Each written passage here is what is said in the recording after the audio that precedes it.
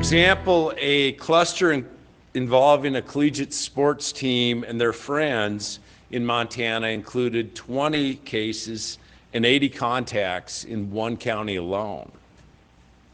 The cluster was then later connected to additional cases in 3 other counties by way of a wedding and other social events that people attended while infectious. That was Governor Steve Bullock on Wednesday, mere minutes into his latest update on the Treasure State's coronavirus situation.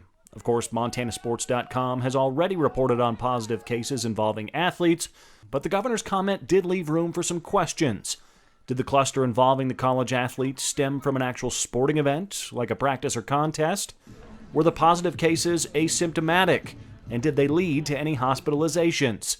Most importantly, as the Big Sky and Frontier Conference, as well as the Montana High School Association, discuss ways to safely conduct athletic events this fall, particularly those contact sports like football, is there growing concern within the governor's office, as well as the Department of Public Health and Human Services, that athletics could contribute to the continued spread of the novel virus. The governor's office, in working with the DPHHS, answered those questions for MTN Sports in the following matter. Regarding the origin of the cluster, quote, "This cluster is not as simple as one specific event, but a combination of several events, including possibly practice, or other gatherings where transmissions occurred. This cluster involved both student athletes and non-student athletes." The governor's office went on to say all of the 20 cases were positive COVID-19 cases and that the preliminary info showed 2 people were asymptomatic. The rest all displayed symptoms. No hospitalizations resulted from the cluster. As officials on the college and high school athletic fronts work diligently to create protocols and guidelines to safely conduct athletics, which could begin in a matter of days, clusters and spreads such as the one Governor Bullock mentioned Wednesday certainly raise an eyebrow. Again from the governor's office, quote, "We are always concerned about the further spread of COVID-19, especially when social distance isn't possible. Any cluster of cases is very concerning because we know how quickly COVID-19 can spread."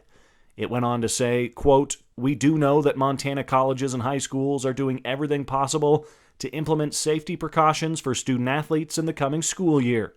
Montana colleges and high schools are working directly with their local county health departments and others on how to best proceed.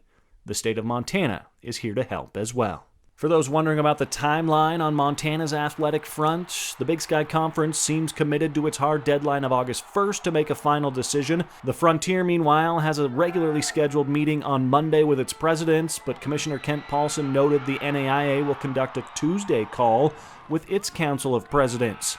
The Frontier will then circle up later in the week to discuss any decisions the NAIA announces.